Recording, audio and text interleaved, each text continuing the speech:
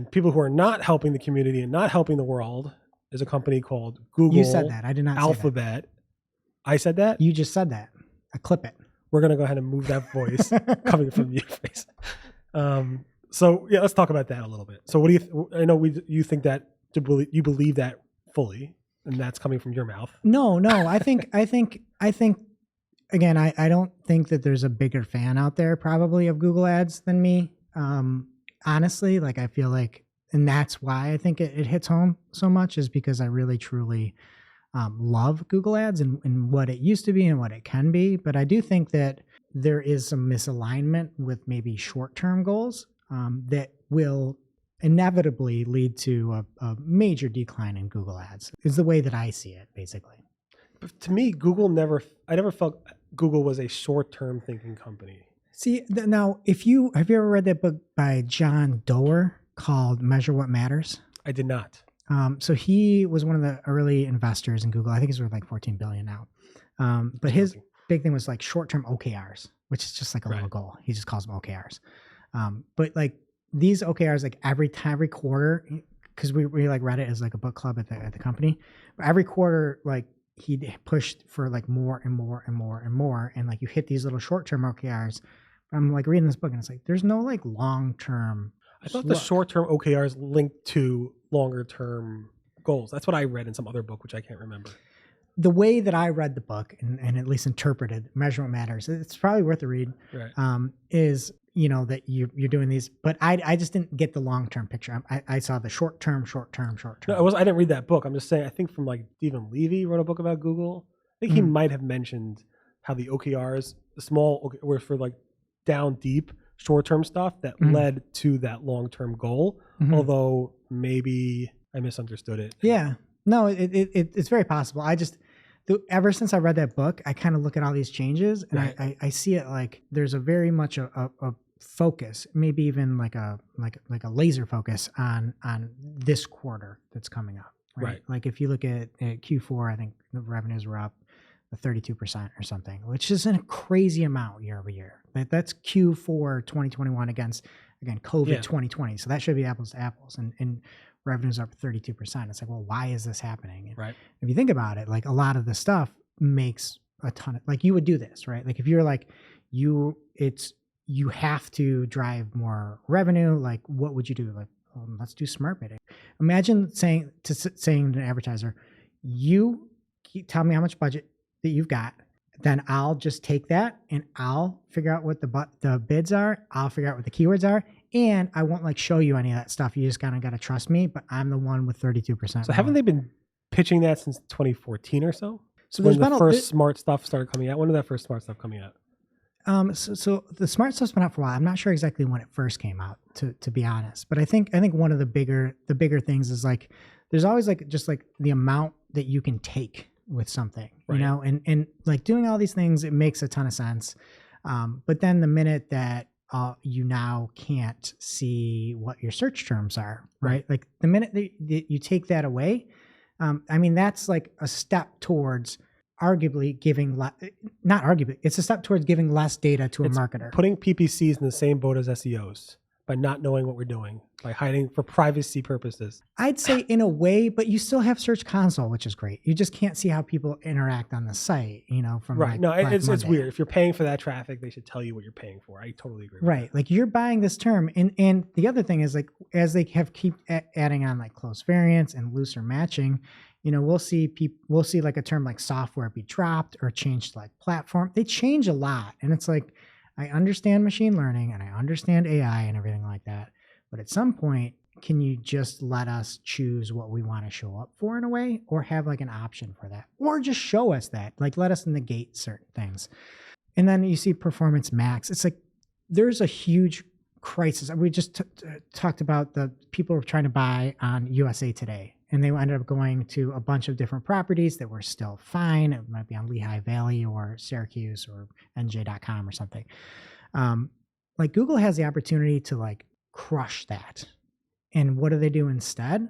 They, like Shep, who's on the show with me, we were looking at one of her accounts the other day. She couldn't see 35% of where her placements were. Mm-hmm. And it's like, this is something where you should arguably be leaning in and being like, look, amidst all this ad fraud, amidst all this programmatic nonsense, amidst the fact that nobody can track where anything is, we are Google and we are the one to save you.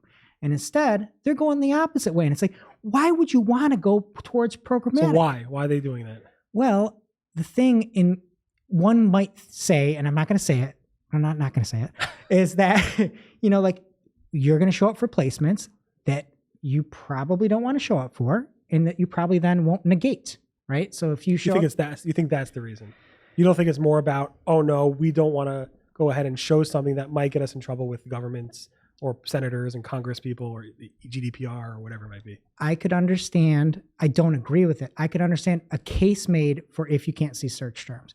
Why would you hide it to show where a display ad was placed? That's why would you not show somebody that?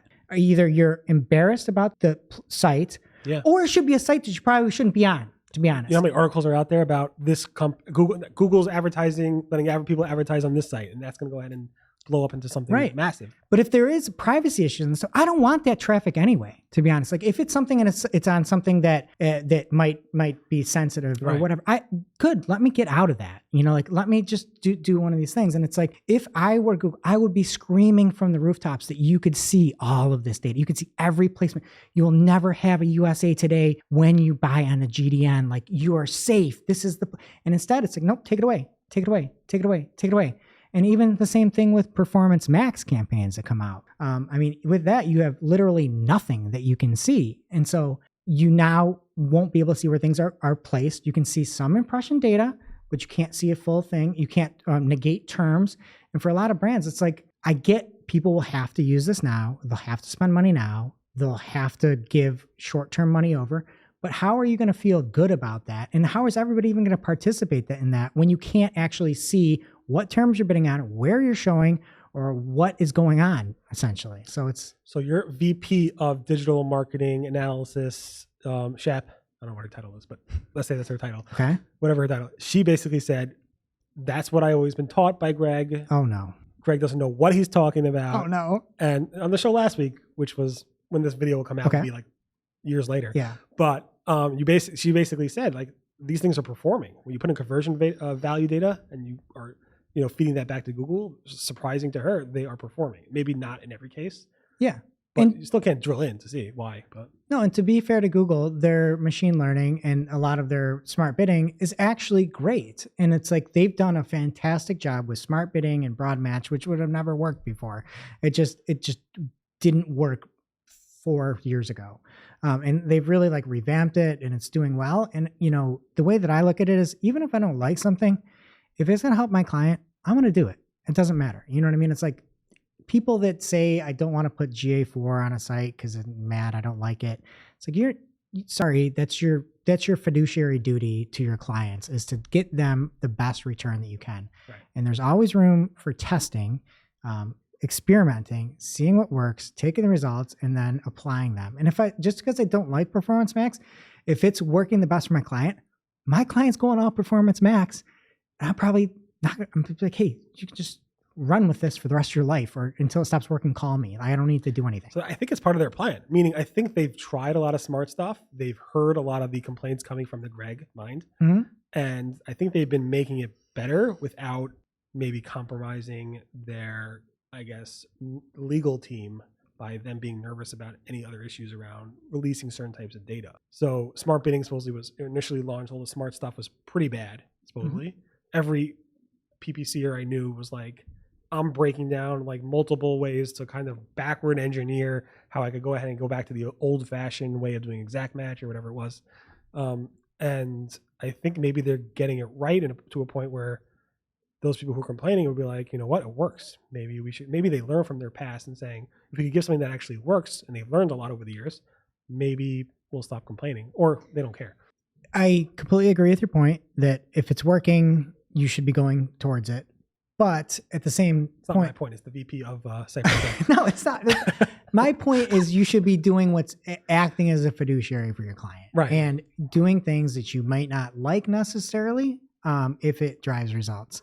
I guess like my bigger question is, to your point where like Google may be trying to say, like, if they could snap their fingers and say, you know, if we made a product that everybody could use and agencies would immediately go away and we would get that money, I think that they would snap their fingers and do that. What would you say, Barry? Eliminate the agencies. People just come right to Google. No middle people. I don't think so. Okay. I'd take the opposite of that. I don't think Google wants that. I think that they do. Okay. 100%. Because like, if you think about it, that's an easy way to scale, right? If you're paying an agency, let's say your budget is 50 I don't think grand. I think they're thinking about it a different way. I think they're thinking about how do we get all these small businesses that don't even know they have to hire, they don't even know they should be hiring an agency. How can we get them on our platform in the easiest possible way without them having to think? So every pizza shop, every small mom and pop, how can we get them on our platform? So I'll tell you a way not to do that. It's not to just completely make the platform like, I follow a bunch of social media ad folks on Twitter. And every time they talk about Google ads, they're like, this is freaking rocket science to try to get this to work. Yeah. And it's like, you have to go in, you have to be like, all right, exact match isn't really exact match. There is no exact match unless they say that it was identically matched. And there's conversions. There's all conversions. That's Google everything. How can they build something that's great and they make it the most confusing thing to use? Everything from on the Google app, we built a lot of mobile apps on Android. Yep. The Google Play console, everything about it. I was telling Sarah how, and she didn't know this, I don't blame her for not knowing this, but basically if you have a mobile app for your client, that automatically creates what's called Firebase. Yep. You have to have Firebase. And that Firebase is what Google GA4 is based off of. GA4 is actually Firebase. So when you have a client who has an app and then you have Firebase, you should not be creating a new GA4 profile for them because they already have a GA profile that brings in the app data and analytics. So all you got to do is tell them, give me access to it, and it'll automatically create a Google Analytics 4 profile for you. Yeah. So that's like, they make everything so confusing and they don't even explain that in the setup process. And they launch GA4 with all these Firebase profiles out there and nobody knows. Right. It's just the way Google makes things. They have so many people working on so many things and they're so, I was going to say before, it's so funny. So we put ads from AdMob, which Google bought, in some of our apps. Google Play disapproved our ads because they were showing ads from Google AdMob that were not within the age restrictions. The age restrictions of the ad were actually at a higher age than the actual age of appropriateness of the app. It's just mind-boggling. Yeah. So, and you can't talk to anybody there, of course. So. No. So I don't think it's intentional. I think they're trying to like throw things at things to make things better. And by making things better, they make it more confusing. I appreciate your sentiment on that. I still disagree. You can't disagree with me. I am, and I will. No, I just like, to your point, like, all right, you want to get everybody, you want to get like local pizza place on. Like saying, here's your daily budget and saying that, oh, we can spend up to double your daily budget. Like these things aren't normal. Do you know what I'm saying? It's like, right. And then saying, and taking away all these different elements and putting in like, hey, it's exact match. And then to your point, like Google might want all the agencies in the world to give their money to Google instead. It just doesn't seem like they've made some changes, but like even that partner change, right? Yeah. There's a big partner change where they said, if you want to be a partner program, you get like $100 back in the day that you could give to your clients. And they took away the entire directory. So they weren't helping agencies. They just brought that back, depending on when you listen to in the near past, I'd say. But they're like, oh, you know what we can do? We can take all these agencies and we can make them do whatever we want they have to hit this certain threshold. And if you don't hit this threshold, then you're out of the program and you know, you don't have that distinguished badge, basically. Right. So like, I see that and it's like, that is a pretty calculated thing that, in my opinion, by saying these agencies have to do what we say to hit these numbers. And then again, it's like, if you really wanted people to do good, they have this optimization score and these recommendations. You can see everything load. Right. It says raise your budgets. There's not a single thing there that says lower your budgets. Right. You never seen that in your life. Like it literally doesn't exist. Right. So I just look at it and it's like, and then maybe it's just me, but like, why not be helpful? Right. Like we're in this weird area where people hate Facebook, people hate everything else. It's like people love Microsoft, like because they actually care. I don't know. Right. Like, why not try to help and make? I don't know. Do you think they're going to improve on that with Ginny there? No, I don't. I don't think it's again. I don't think it's in one of their OKRs. It's like everything that it seems. I thought it got better a little bit with the partner program. The partner program got better. To be fair, they undid everything. So why can't the optimization scores and all those things get a little better? But why can't they'd be thinking about that and get that. I mean, Danny made some changes on the organic side of stuff. Still pretty bad with a lot of things. Ginny made a few things better, I think, on the paid side. Could she make more change? Ginny, we're looking at you. Well, let's forget that from the customer service side for a second. I think holistically, there is a big approach towards automation and the removal of data. I think that's one of the bigger things out there. So if you look at Performance Max, whenever you talk to rep, that's all they're pushing: Performance Max, Performance Max, Performance Max. So, with something like that, you get less data and you don't get to operate like the way that people normally do. Like it's a very different experience that, quite frankly, you just get to see like conversions and then some other stuff. And you can pull some stuff out. We had a show about it.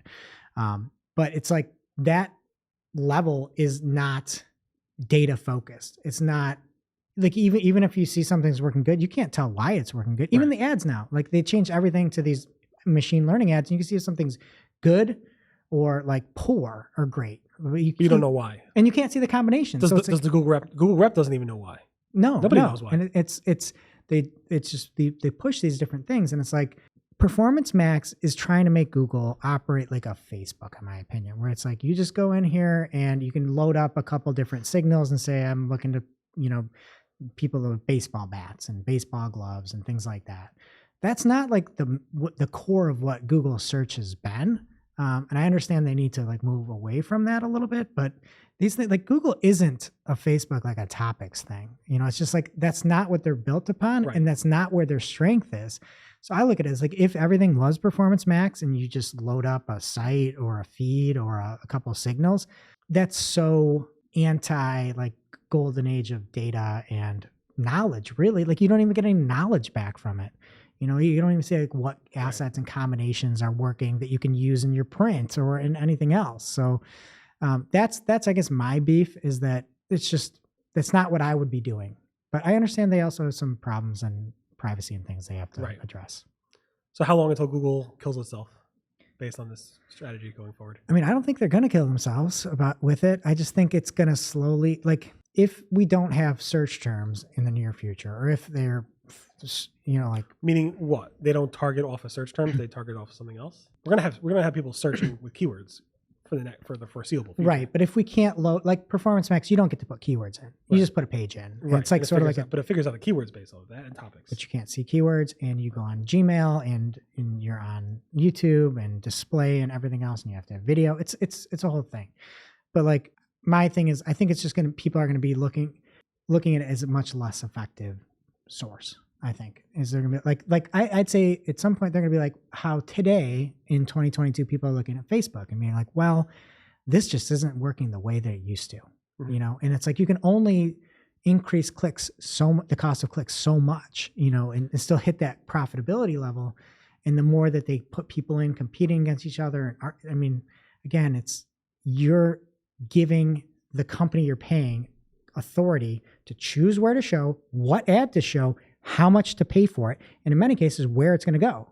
It doesn't make sense if you're like an alien that came to this planet and you're like, oh, well, you're doing this? Right. Like, don't do that. It's why I was driving here. I was listening to, I think CNBC is their live, whatever, constant. And one of the people on the show was basically saying how right now, agencies are saying their cost for advertising is up 20 to 40% over even like a few months ago. Because everything's costing more. Because of chips. No, not the chip. That would be funny, right? Yeah. But I mean, I think you see it now in a way too, where it's like everybody is moving from Facebook, and it seems like people are like, at least the chatter I hear, everybody's talking about TikTok and how to get successful on TikTok with a lot of, especially D2C, let's say. So maybe not B2B, but like that can happen. Like there's a scenario in 5 years or 3 years where people are moving there, and there's a better system, a better platform, and a better effectiveness. You heard it here first. 3 to 5 years, Google's no longer. I said a scenario. Unless they bring back Google Plus or Google Buzz or Orkut, or what was the previous names of all this different? Wave? Was Wave? Google Wave. Yeah. So if they bring those back, then they have a shot. Otherwise, they're doomed. No, I think that was a fundamental miss, to be honest. Is like they never figured out social. They had a decent thing with Google Plus, and they got like super high and mighty with it. But like they could never get those signals, and then now you're just using browsing data, and you're going to be reliant on this hypothetical topics, data that has a lot of fuzziness it's forced to on it. them. This is all also somewhat forced on them. They're going to these things that they don't want to go. Nobody wants to go this place. Back in the old days of Facebook advertising, you were able to target in like nobody could imagine. Yeah, there's a really great story of somebody that targeted their fiance at the time, and was like asking them to marry. Like you get down to one person, which you shouldn't be able to do. Right. To be fair, Or Marty Weintraub, who's like, I could get that one person over there to get, Yeah. It's amazing what you could have done. Now, obviously, you can't do that anymore Right. for obvious reasons. But we'll see. So thank you, Greg, for having me in your home. How many hours do you spend here every day? It's not really that much. Probably, when I'm here, I work from home a bunch, but it's 10, 11 hours, I'd say. 10 hours, bro. All right, cool. Well, I appreciate you sharing it with me.